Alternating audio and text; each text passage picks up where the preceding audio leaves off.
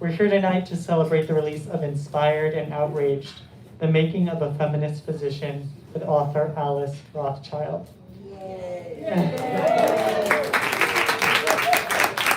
Alice is a physician, author, and filmmaker who practiced OBGYN for almost 40 years and until her retirement served as assistant professor of obstetrics and gynecology at Harvard Medical School and as a fellow in the American College of Obstetrics and Gynecology. Inspired and Outraged is a remarkable autobiography written entirely in free verse of Rothschild's journey from 1950s good girl to irreverent, feisty, feminist obstetrician, gynecologist, forging her own direction in the contradictory, sexist world of medicine. As a child who came of age in the turbulent 1960s, she was compelled to create a path in the often outrageous, male-dominated medical field, repeatedly finding herself to be a first. Accepted into an OBGYN residency, opening an all-woman practice, working with midwives, challenging the status quo, shaped by her early involvement with Our Bodies, Ourselves. Rothschild's poems are steeped in the often shocking history of medicine and the conflicted sexual politics of the second half of the 20th century. Here to tell us more is Alice Rothchild.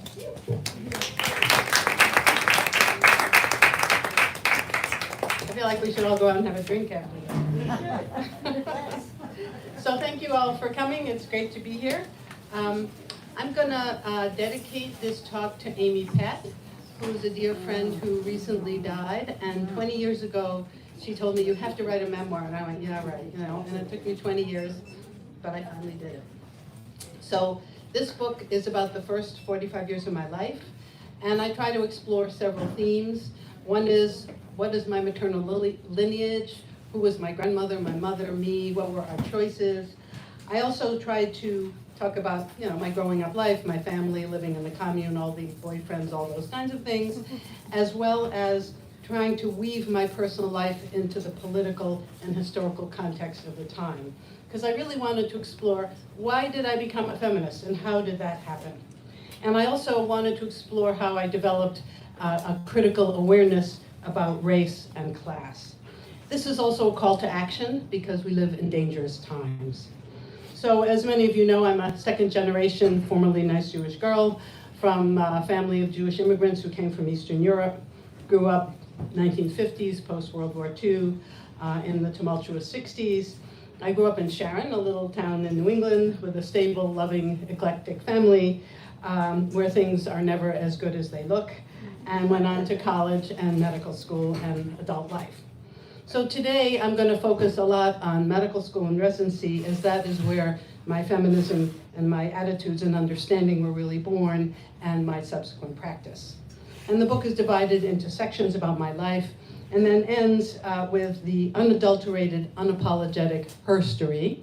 And I focus on psychiatry, which was my first love. I planned to be a psychiatrist until I went to medical school and had a psychiatrist point out to the 12 women in the class that we were all there because of our unresolved penis envy, and I was like, And the second section is on obstetrics and the history of obstetrics and gynecology, again told in free verse, with a focus on sexism.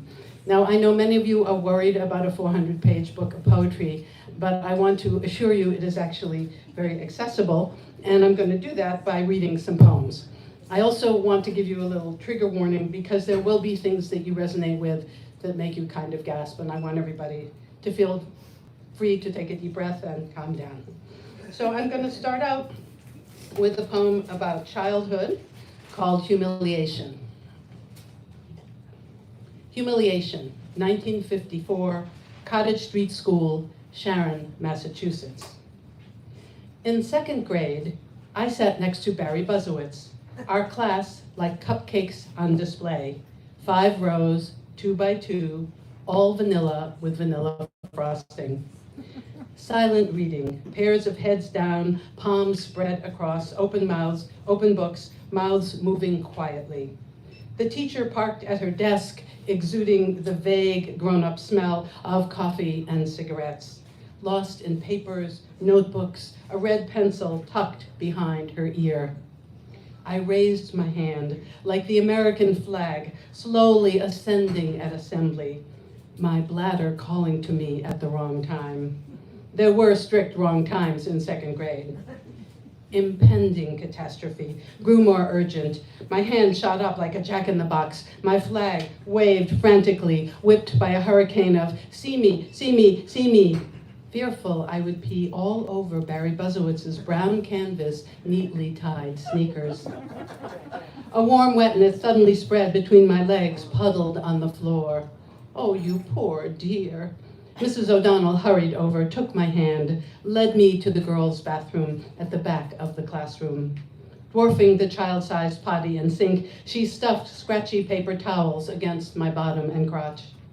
My classmates whispered and smirked as I sat down in my damp, cotton-only underpants, a dark stain on my skirt, a soft, squishing sound every time I wiggled. The price of being a good, not too demanding, speaks only when called upon, girl.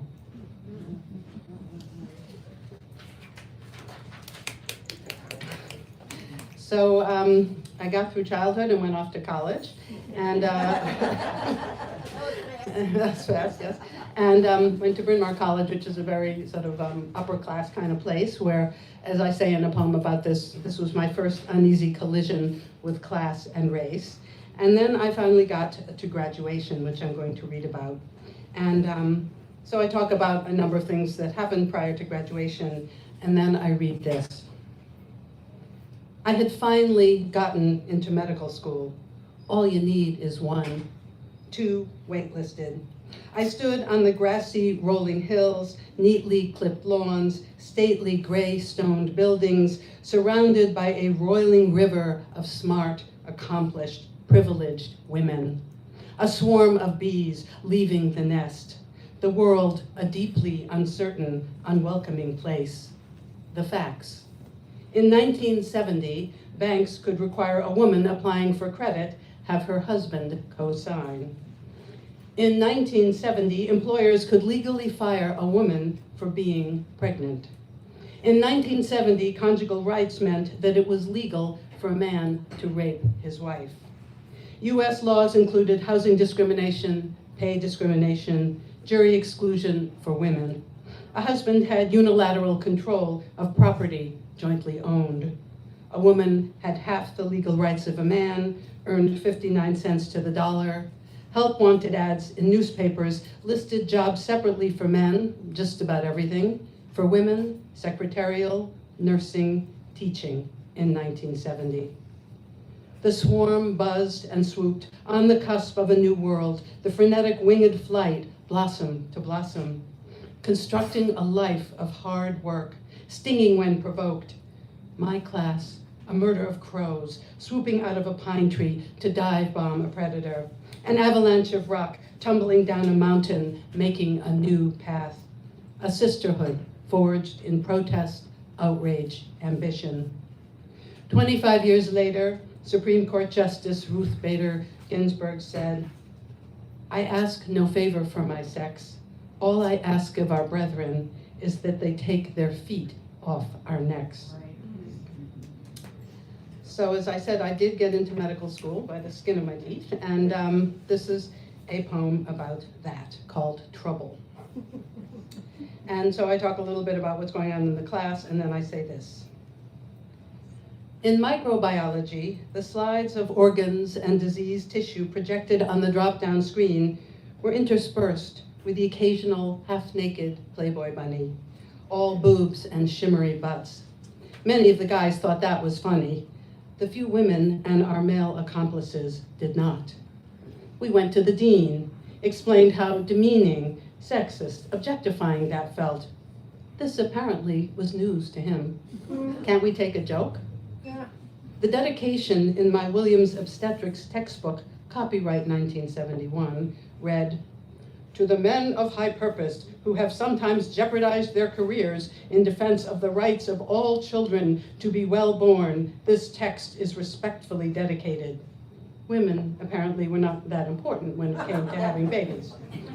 The head of obstetrics and gynecology, who actually had a face like a snout, gave the opening lecture of his course, What is a Woman? A woman is a man's mother, a man's mistress, a man's competitor, ad nauseum. He used to snort, the only good uterus is a uterus on the table, ah ha ha ha ha. Provoked, we women rallied outside his lectures with signs and chants, outraged and disheartened. We had one session on lesbianism, sat in a darkened auditorium, watched a film about two women romping through fields of flowers, holding hands, eyeing each other seductively, gently, passionately making love. This was supposed to desensitize us being white, hetero, male. The second film on gay men was all bump and grind, erect penises and muscles sweaty in the heat of the moment, very little else. Some men in the class started retching, racing for the doors to vomit. I don't remember any discussion afterwards. The American Psychiatry Association removed homosexuality as a psychiatric disorder in 1973. Not soon enough. When the drug company Eli Lilly gave each medical student a free stethoscope, so we would have warm, fuzzy feelings towards the pharmaceutical industry, along with free dinners and other goodies, we sent our stethoscopes to a medical group in North Vietnam to protest the US war effort, in solidarity with the napalmed and the maimed. We wrote a letter of thanks to the drug company, which was published in our local Boston newspaper. Second year, when I came close to failing, the dean called me in for a chat. What's going on? Is there a problem? How could I tell him I was drowning in rage with a good dose of depression and alienated despair? So when I was trying to figure all this out, I turned to consciousness raising. So this is a poem called Consciousness Raising. 1970 to 1973, various kitchens, living rooms, bedrooms in the Boston area. College grads, just sorting things out in a world made for men after the wild competitive scramble to get into medical school.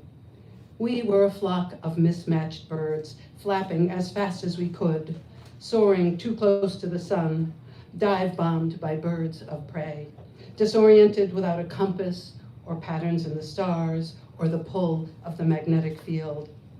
We swooped, fluttered, nested, gabbed over hot tea and mulled cider, spiked with too much red wine, confessed our bewilderment, whispered our outrage, plotted our revenge.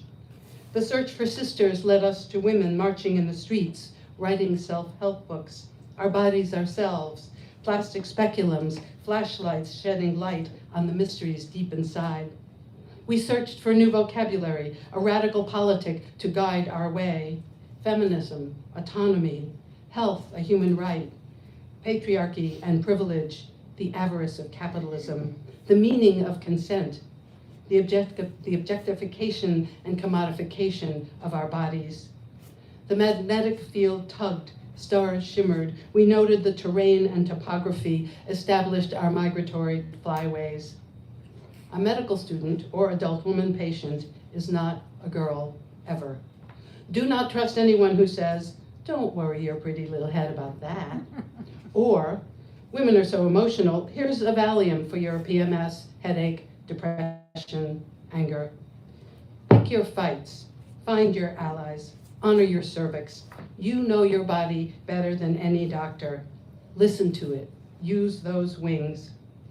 The index of our obstetrics textbook had a subversive entry, male chauvinism.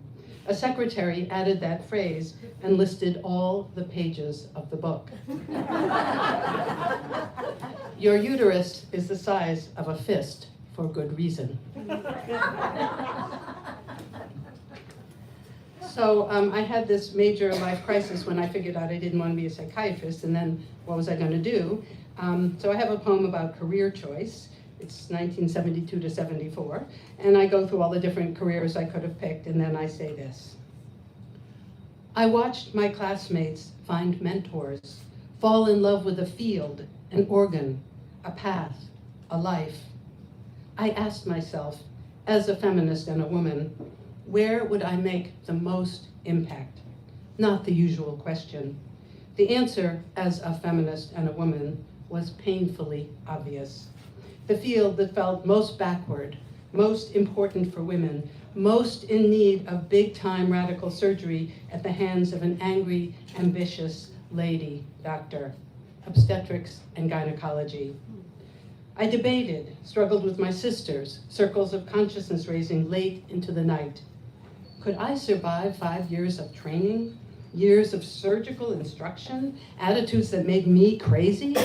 No mentor, a life of disrupted nights, hours treating routine birth control, vaginal infections, menopausal hot flashes, interrupted by life-threatening ruptured ectopic pregnancies and mad dashes to the operating room? Could I give my life to that? Perhaps in honor of the brother I couldn't save when I was 3, close that primal wound, devote myself to women filled with babies who needed to be safely accompanied into this world. That is where I wanted to be.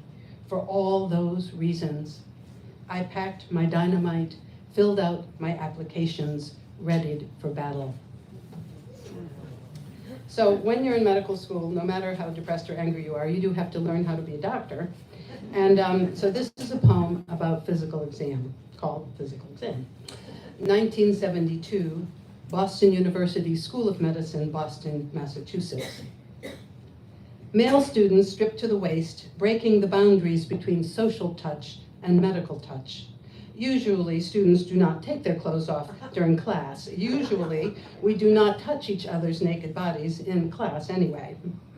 Chest smooth, pale, freckled, skinny, bulgy, bear-like, nervous laughter. I tentatively applied my shiny, cold stethoscope, feeling all serious and professional. Listened carefully for the thump-thump, thump-thump. Not sure where to put my other hand, hunted for murmurs, arrhythmias.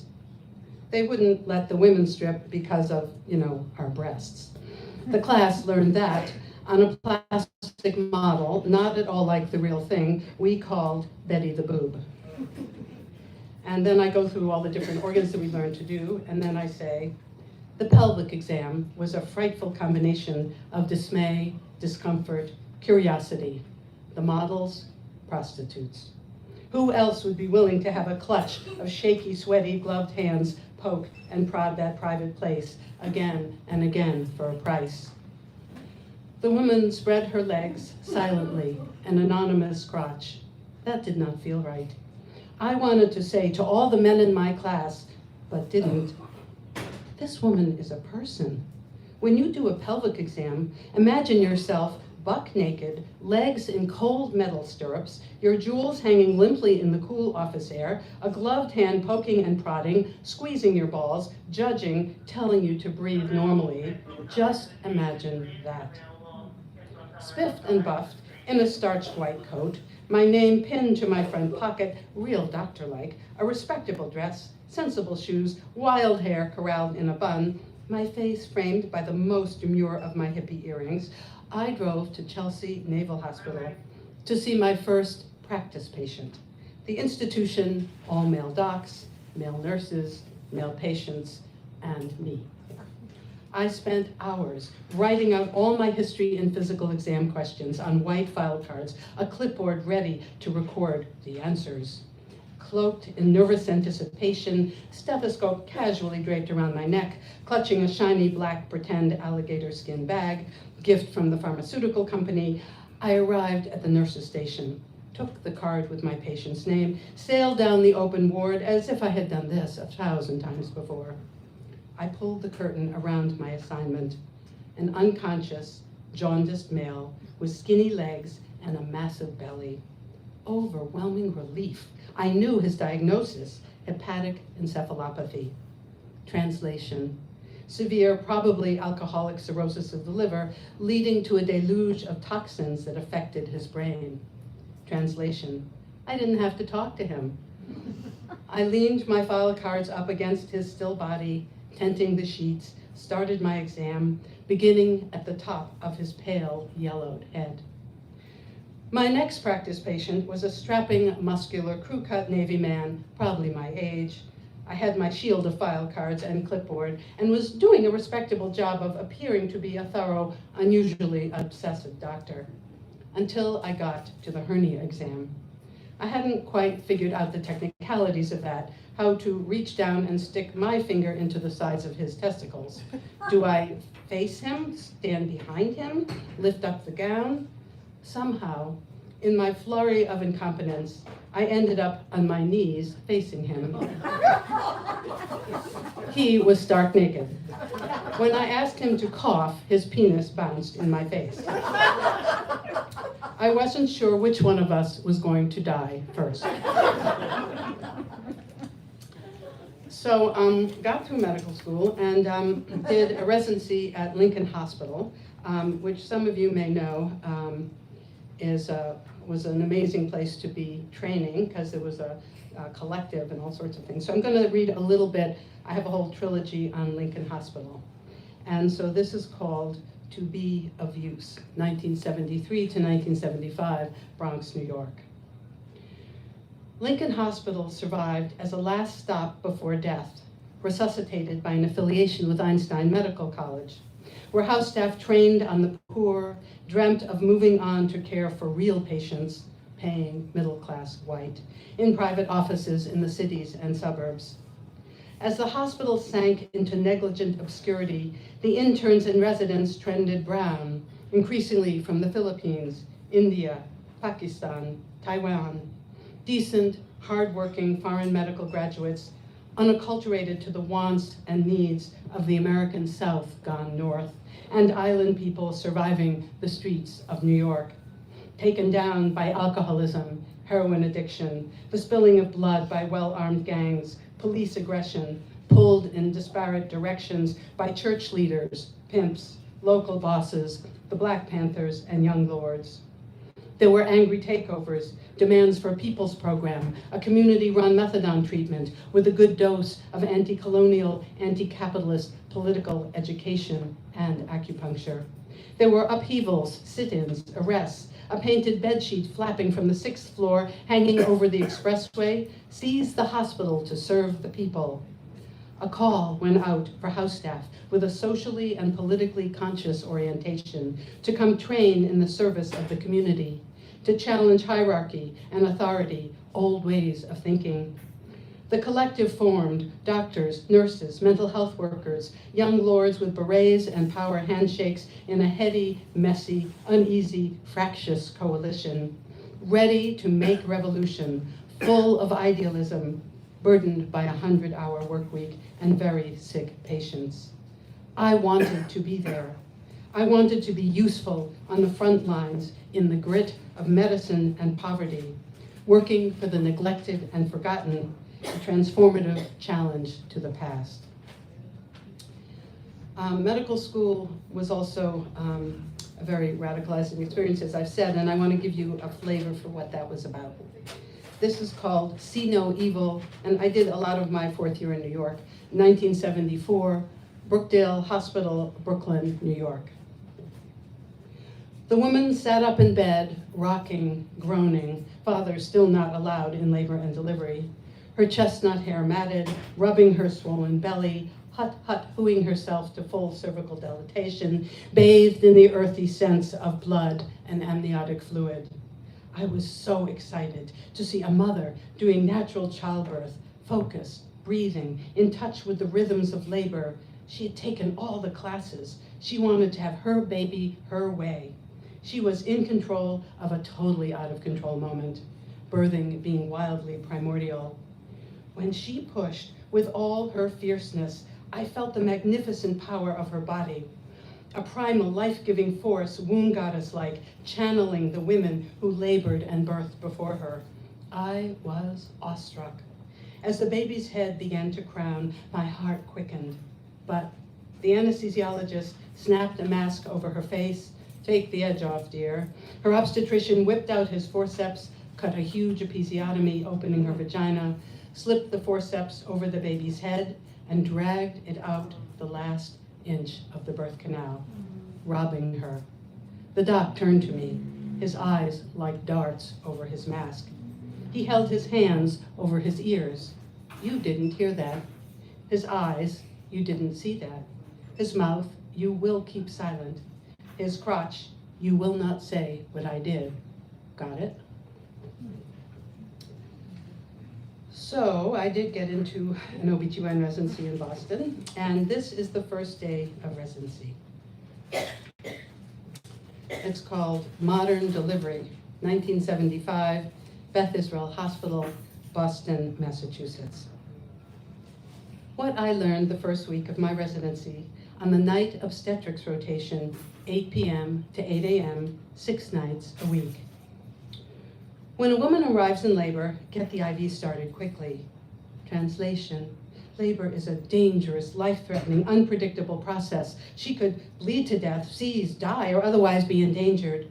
We need to be ready for everything and anything always. Order the enema. If she's not in active labor, wink at the nurse, a triple H. Translation: high, hot, and hell of a lot. That'll get her going. Order the poodle prep, a weird shave of the lower half of the pubic hair, leaving a tuft at the top. This was supposed to be an improvement over the old practice of a full shave. Translation: pubic hair. Ew, I'm suturing here. When the head is about to crown, but not too soon because you will tie up the delivery room, but not too late because the baby will arrive in the hall with everyone watching and yelling, rush to the delivery room. Get the woman to scoot over from her bed onto a hard, narrow delivery table, which still has leather straps hanging from the sides. Remember a twilight sleep?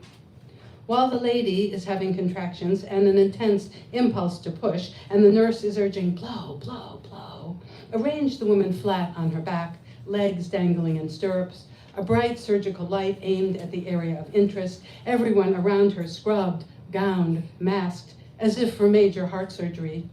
Translation: the most important thing at this point is that the OB can see his sort of sterile surgical field and do whatever it is he plans to do. Scrub the lady's bottom with betadine and drape with sterile sheets. Translation: a woman's vagina and vulva are a dirty, hairy, dangerous place, especially for an obstetrician. Cut a generous episiotomy. Translation: a woman's vagina and pelvic floor are pressing on the vulnerable baby's head, not built quite right for the job.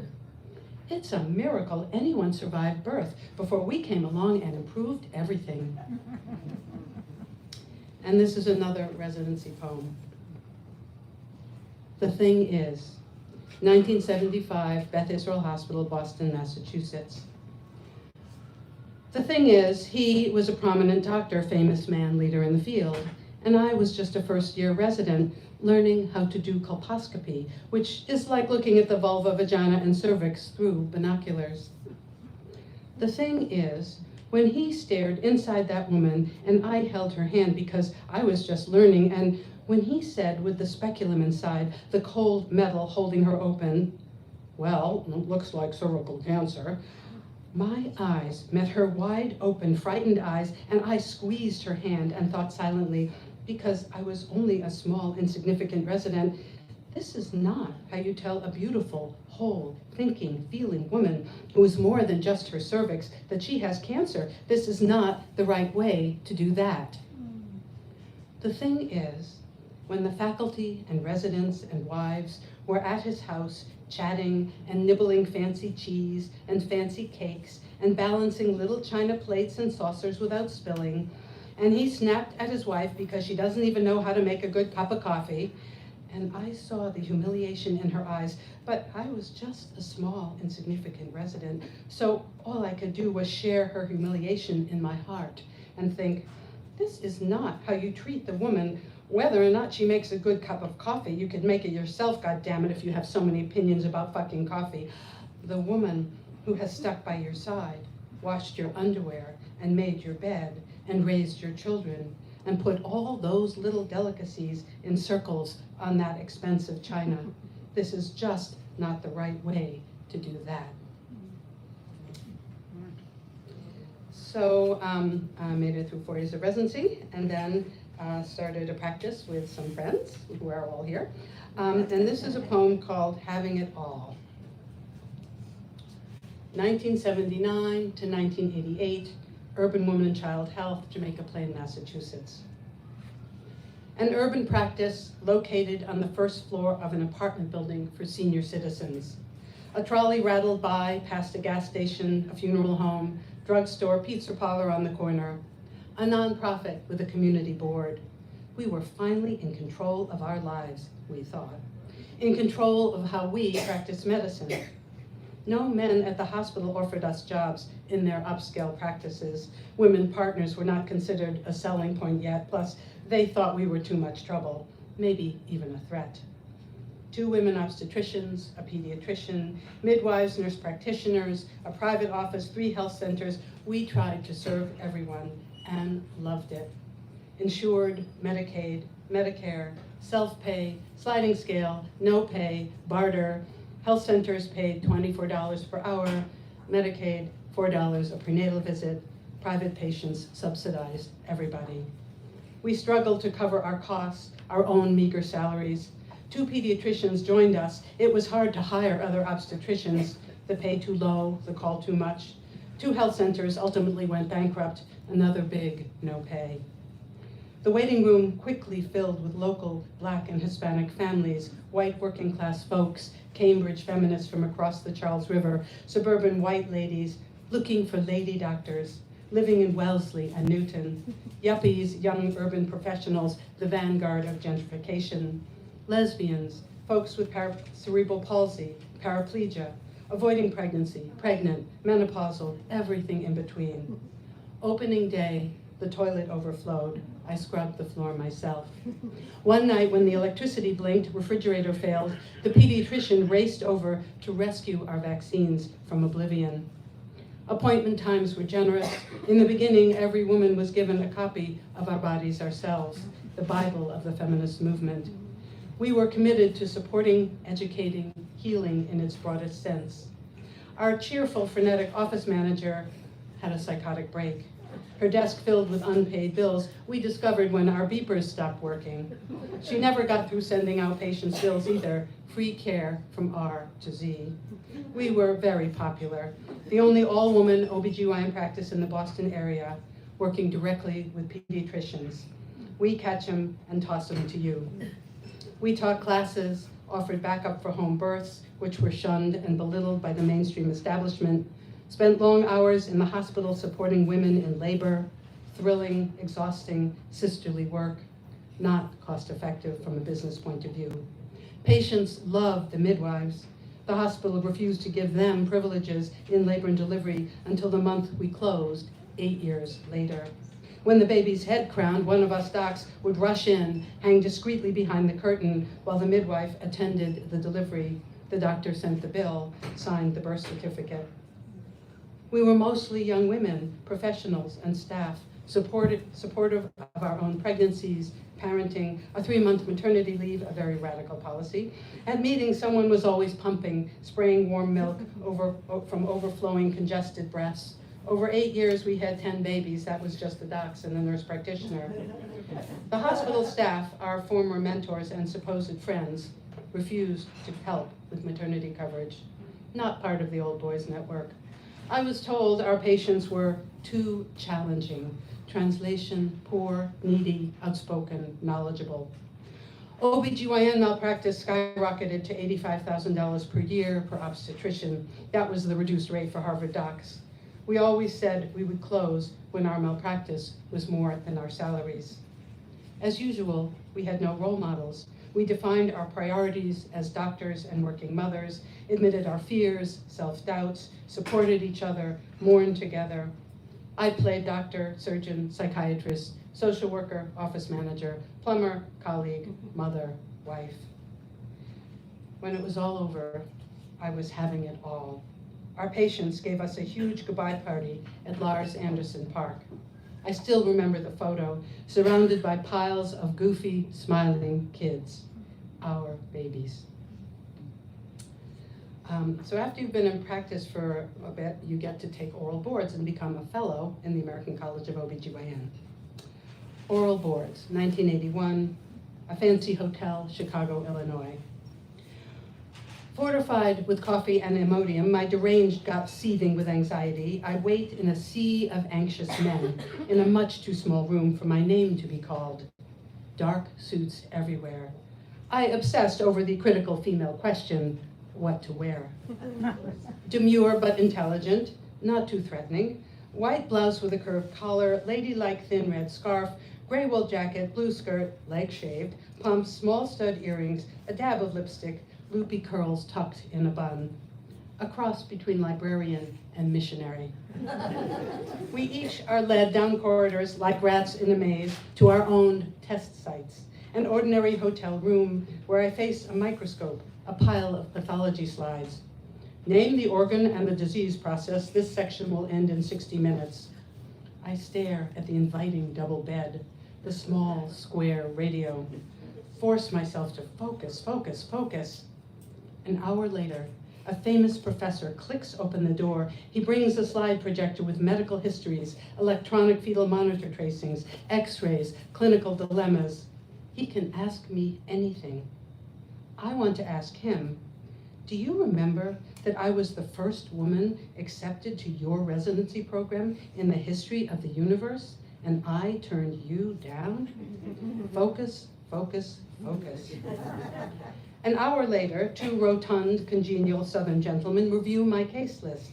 Every surgery I have done for the past year. I am a surgeon after all. My successes and complications. They can ask me anything. They do.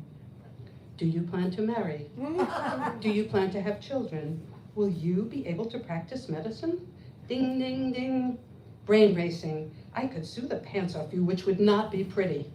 I smile demurely, formulate my strategy like a general in the throes of battle. Oh no, I nod sweetly. I plan to devote my life to medicine. I am a nun in the service of the goddess of the uterus. I document everything. Months later, when I am officially accepted as a fellow in the American College of Obstetrics and Gynecology, I lodge my complaint. The official letter of apology comes quickly. They know I could sue the pants off of all of them. The other thing about being a doctor and being a young woman is that we're all going through the same kinds of things. We're pregnant, we're not pregnant, we're menopausal, all those things. So this is a poem reflecting on that. Downs Baby, June 1983, Beth Israel Hospital. She draped her leg over my swollen belly, the only way I could get close enough to deliver her baby. I was due any minute. Her husband stood on the other side, holding her as she pushed. She had a dream pregnancy, amazing labor. I felt excited, almost envious. After the head emerged, I wrapped her hands around the baby's shoulders. Together, we lifted the boy onto her belly. Mother and father curled around their child, weeping with relief and joy. I looked, knew at once, broad forehead, almond-shaped eyes, flattened bridge of the nose. The nurse knew too. Down syndrome, trisomy 21, intellectually disabled. This was before routine prenatal testing, blood tests, ultrasounds. I called in the pediatrician, a wise, gentle soul. He explained that the baby was beautiful, had well-formed arms, chunky little legs, 10 toes, 10 fingers, a perfectly formed baby, a strong heartbeat, a very kissable baby. The parents glowed and cooed, and probably Down syndrome. Silence. The father recoiled, shocked, never touched his baby again. The mother wrapped herself around her infant and cried. The next morning, I waddled into their room. The mother-in-law lunged at me, screaming, "How could you let this happen? I could kill you." Her son had to restrain her. They decided to put the baby up for adoption. There are families that adopt Downs babies. The husband told his wife she had to choose. They left together, empty-handed. 2 weeks later, I was wheeled into my postpartum room.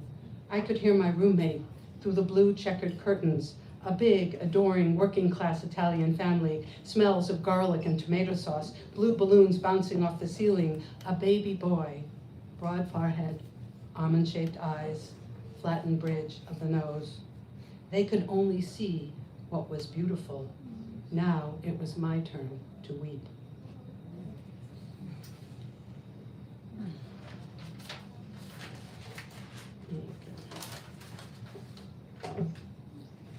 So in the spirit of doing what your patients are doing, this is a poem called Miscarriage. Fall 1991, Boston, Massachusetts. I was 43, long past hope. For 11 weeks, I held on to that baby.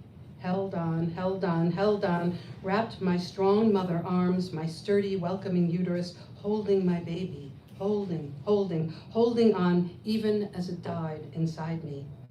For 11 weeks, squinting into grainy ultrasounds, the tiny sac growing, growing, growing, too slowly, flickering heartbeat, slipping away, slowly, slowly, slowly. Last chances, slipping away, slowly. After the DNC sucked the last possibility of life out of me, I awoke in the recovery room, woolly-brained. Anita Hill was testifying on the TV above my bed. Something about pubic hair on a Coke bottle? Clarence Thomas, Supreme Court? Her earnest black face, the wall of old white men, doubting her, doubting, doubting. I knew, deep in my grieving soul, justice looked as broken as I felt. So I have a bunch of poems about the struggle for reproductive choice and abortion, and outline all the things that we did and went up and down in the Supreme Court, and then I just let my outrage go loose. Let's be logical. How about a vasectomy for every man who creates an unplanned, not ready for this, didn't really mean it kind of pregnancy? Worried about his future unborn, preborn, not yet fertilized progeny? No problem. We'll just round up all the culprits, have a big jerk-off party at the Supreme Court, save their precious tadpoles in a million tiny glass vials, plopping them in some mega freezer, then defrost the sleepy wigglers when each man is mature enough, committed enough, ready enough, has signed enough forms to assume the full responsibilities of fatherhood. I mean, he was really asking for it. Did you see how tight his jeans were? Christ, you could almost see his manhood, the way he strutted his pelvis on that dance floor. Did you notice how much he drank? Utterly irresponsible, got what he deserved. What a tease. That'll teach him a lesson. 2022, Supreme Court Justice Clarence Thomas wrote that gay rights, gay marriage, contraception are next on the conservative Let's Destroy America, throw women and LGBTQI folk back to the early 1800s dystopian chopping block. When I had my pregnancy scare in 1969, my crazy boyfriend sold his motorcycle as I agonized over my looming catastrophe, just in case we needed the money to, And I'm going to close with something called obstetrical musings. And this is a bit in answer to the psychiatrist who said I was in medical school because of my unresolved penis envy. Obstetrical musings, just after Eve and forevermore, everywhere.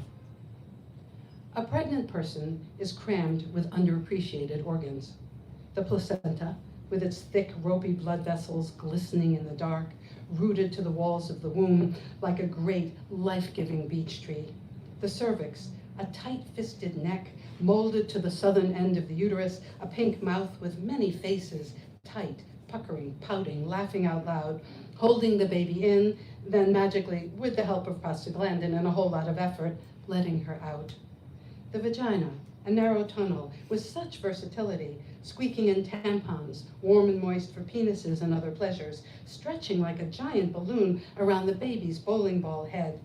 Secreted, hidden splendors, shrouded in obscurity. Penis envy? Forget it.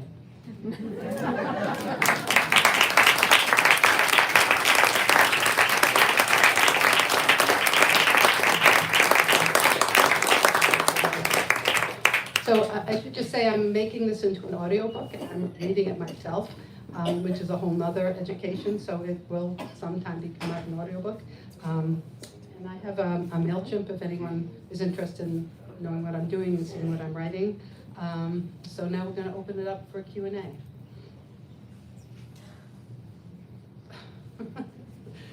silence is good or bad, yes. Did you write the poems at the time?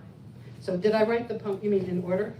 Did you write them while they were happening? Oh, did I write them while they were happening? Or No. did you read them? Okay, I did not write them while they were happening. I was like very busy trying to survive my life. I did keep some diaries, but not much.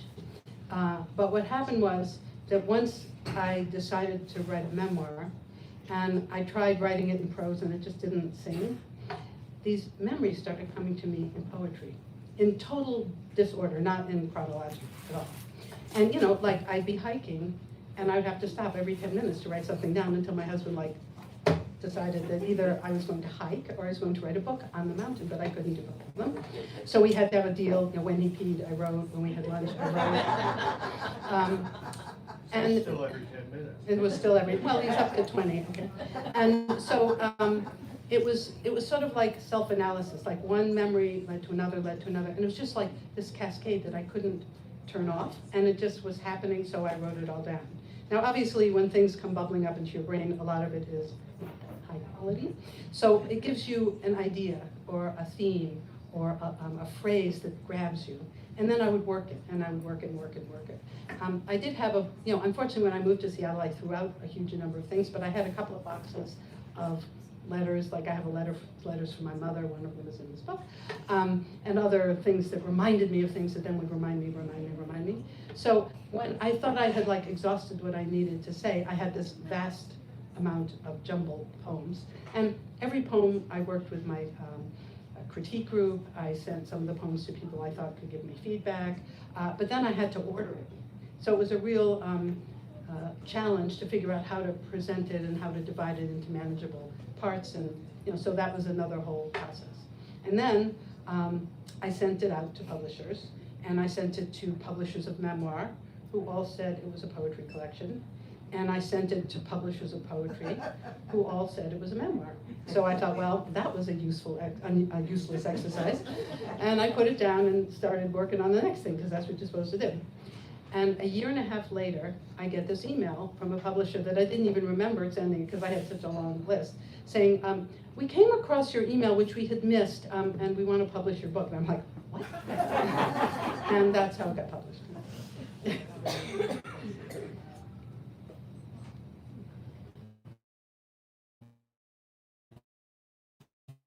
Yes. That became an instant success, wasn't it? Right, so, What made you write that? well, I didn't write about this. I participated in the writing effort, and it was a collective, and it was mostly people not in medicine, obviously. But I put my 2 cents in a lot as the years went, and for multiple editions and stuff. And the thing about Our Bodies, Our Selves was it was the first book that explained to women what their bodies were doing, what the pieces of their bodies were called, what doctors say, what might actually be going on. It was just revolutionary. And it was also the first book that put women's health care in a political context. Because, I mean, people are always saying, oh, don't put politics in medicine. I'm like, are you kidding me? You know, this is the most political work in the world. And so Our Bodies, Our Selves melded that together in a really brilliant way. And, you know, continued to get better and better as the years went by. The thing that was really useful for me was that since I didn't have mentors that I wanted to be like, here was a book that suggested a way to deal with women that was a way I could relate to. Treat them with respect, treat them like they're intelligent, explain everything. You know, understand that the woman knows her body better than you do. You know, just like, duh, you know, but no one had ever said that before. So for me, it was a very important sort of mentor book, even though I was participating in the creation of it. Because it just said you don't have to do it the old way. You could do it a different way, and that was really critical. And they've had an impact on all of medicine. I mean, just the idea that there are patient education pamphlets, it didn't exist before. Or the idea that patients can say no or yes, and you have to get a consent. I mean, this all stemmed from that work. And you know, there was just a massive transition in obstetrics. I mean, I literally saw women delivering under twilight sleep in Brooklyn, which was a practice starting in the early 1900s, actually demanded by feminist women who didn't want to have pain. So when a woman went into labor, she was given a shot of a narcotic, an amnesic, and a sleep med. And so they labored for endless time, screaming, yelling, remembering things, not remembering. It was just horrific. And that was considered progress, so you can just imagine where women were. So I got to see the end of that, and then the fight to have what was then called natural childbirth, and then the onset of epidurals. I mean, it's a very interesting time to have been an obstetrician. Well, the book was very helpful. Oh yeah, I think it was helpful to lots of people, and people are now giving it to their granddaughters and daughters. Yeah. Yes. I love the book, Alice. I was just wondering, I went to medical school 3 years after you. And, hopefully I was as sensitive, but I don't feel it was as bad. Yeah. And I think that made such a difference, those 3 years. Right. And, though the essence of it all is still there, even with us now, so we have a lot more to do. What do you think about, I was hoping in Suffolk, maybe there were a lot of young people at the events. I'm just wondering if it's ringing true for young people. So my event at Suffolk is tomorrow night. Oh, okay. So I'll let you know. That makes sense. But are you Yeah. feeling anything? Yeah, for a lot of, I think one of the issues for me is that many young people have no idea of the history of how they got what they got. And in fact, there was a time in the residency program when it was all women or almost all women, when some of the women residents complained there were too many women and they were bringing down the status of the residency program. Talk about internalized sexism. So I think if we don't understand where we came from, then we don't understand how to fight to keep it what we have. And to understand that it's not just a given, like that you'll always have your contraception. That's not a given. That could go away. Abortion rights went away. All of this is, gay marriage. All this stuff can go away, and it can go away if we take our eyes off the ball. So we need to be in a constant state of struggling to keep the world a better place. And so knowing the history, I think, is helpful. And so for young women, it's often like, are you kidding? That kind of, I can't believe it, kind of thing. Yes. Alice, I'm wondering, when you think about your thoughts, reactions, and feelings to what was going on in the early 70s, now that you've had this long career, and it's half a century later, do you think, for all of us, It just sounds longer when it's a half a century. do you have a different, to what extent do you have any different thoughts or different interpretations of what was going on than you had at the time? Or have you found that your reaction at the time, it has stayed essentially, felt accurate and comprehensive in ways that you wouldn't really have different judgments now? I think when I was in the middle of it, I was just in the middle of it. I didn't have some, brilliant understanding of the politics of sexism and obstetrics. I was like, that's how you deliver babies? Or why doesn't he explain that? I was in it. So for me, as I got more distant from it, I could understand what it was. But in the middle of it, it was just trying to get through it.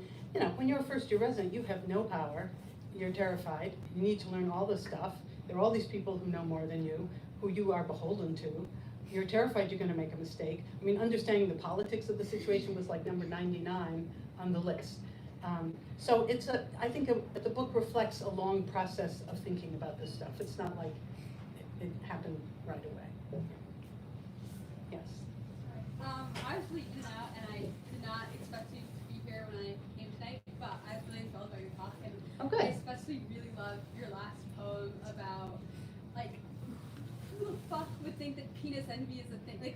Who cares? Why would I want that? I'm a woman, that's so cool, that's so much better. But as someone who is a STEM student currently at Brandeis University, and I've noticed that most of my chemistry teachers have been women, and I really love chemistry. How do you think it's affected the current women in medicine and the newer doctors who have in medical school been taught by women instead of taught by men, and they're lesser internalized sexism because the people with doctorates and the people with MDs are women, and also the people that are telling them about how to treat patients and about their own bodies are women. Mm-hmm. So, I have been out of practice for about 11 years. So I can say what I think is going on, and maybe some of you who are currently practicing can correct me. I think that having women as in positions of power, and women as your teachers, is a good thing and provides you with role models and, you know, pushes the dice in a direction that's a good direction. It's no guarantee. I mean, women can be competitive and they can be destructive and they can internalize all of the things in our society. On the other hand, we live in a society where women also have internalized that we can have power and we can be decision makers and we can be chiefs of things, and people, you know, understand that. So it's a mix. I think it's overall better, but it's not 100% better. And you know, I would have loved to have mentors, role models. I mean, it's very, very tragic. There was one woman that I was very enamored of in terms of her compassion and her surgical skills. And she was a young, she became an attending when I was in my residency. And she was an oncologist. And you know, we were like, oh, finally, someone that, you know, she was a bit crazy, but she was really wonderful. And then she committed suicide. And it was just, we got a lot of her patients because they were looking for women doctors, and women would come in and they would sit down and say, you're not going to commit suicide on me, are you? You know, it was like, so, and women doctors have a higher rate of suicide than regular doctors, and doctors have a higher rate of suicide than the regular population. So, you know, it would be great to have strong models, and I think there are plenty of them out there, and I think that definitely helps people. Yeah. Hi, my name is Talia. It's a pleasure, and it's been great listening. 5 of us in this row over here are young women in medical school right now. Oh, why don't you give us an update as to how it is? Well, we're actually learning a physical exam this week, so that was very pressing. But I was just wondering what your advice is for how we can impart that advice to our peers and different people in our class, for how we can maintain that historical awareness of what culture was before we got here. Well, tell them to read my book first. So what is your relationship with your peers? I mean, are they, I mean, I'm sure there are all kinds of people in medical school these days. Like, do you talk about how things are or where things were, or do you have any historical? We actually have 4 weeks throughout the year that are devoted to social advocacy and understanding of the social context of medicine. So it is kind of incorporated into the curriculum, but I'm just curious what your thoughts are for how we can, at least from our specific positions. Yeah. Well, first of all, that's great that your school is doing that, and you know, my school did not do that. Well, we're at Boston University. That's even better. You know, I'm a big one for storytelling, because I think storytelling is a way to get around people's prejudices and barriers. And so if you can say to people, you know, this was going on, but did you know that I learned that blah, blah, blah, and let's read the, you know, there are books about this stuff now, and history of medicine books, and, you know, you could look at our bodies ourselves and show them chapters there. I mean, you could incorporate it into conversation rather than sort of giving someone a lecture on how things used to be. And, you know, if you have social medicine and advocacy, that's a perfect place to be talking about what the struggles in medicine have been. I mean, it's more than just, you know, you gotta wash your hands and believe in germs. You know, there's a whole layers and layers of struggle that are very political struggles. And maybe you could talk with that professor and see how could you incorporate those ideas into the course. That would be good. Do any of you have other ideas? It's great you're here, I love it. They're all taking it in. Okay, yes. Well, I was gonna say 2 things, but an idea is. Turn around so I can hear you. There is a group called the Bad Old Days Posse, and we are a bunch of old women, white old women, who had abortions before Roe v. Wade, and we go to high schools when they let us in, to medical schools, and if you're interested in hearing, we do go through the history of women not being able to have credit cards and having to sign, the husband has to sign for everything. So we have a bit of history of the old days, and then we talk about what we went through with our particular abortions. So if anybody's interested in having our group come, Talk to we've this been to person. BU, we've been to BU, we've been to a bunch of different schools, but. See, I mean, the thing about school is you have to go back every year because people move up and then Exactly. there's no historical memory, right? That's Yes. exactly right. I was gonna say, my name is Maggie Travasto. I'm one of the leaders of Medical Students for Choice. Right. FEU. And we're actually in contact with you right now about setting up an event in April. So I'm hoping we can work that out. But That's fabulous. amazing. Very good. And now we have to get them into every medical school in Boston. Yes. No, we've been there too long. Oh, good. Yeah. Maybe one last question, I think I'm being given a hook here. Any last comment, question? Yes. I just want to thank you. My mother had our bodies ourselves in our houseboat in Seattle, and she recently sent that and another feminist body book to me, cleaning things out. And I just really appreciated the care I had by my OBGYN was so much in your path. And I just thank you. Great. Thank you. Great, thanks. Well, thanks. We're gonna move back to also everybody. Thank you, everybody.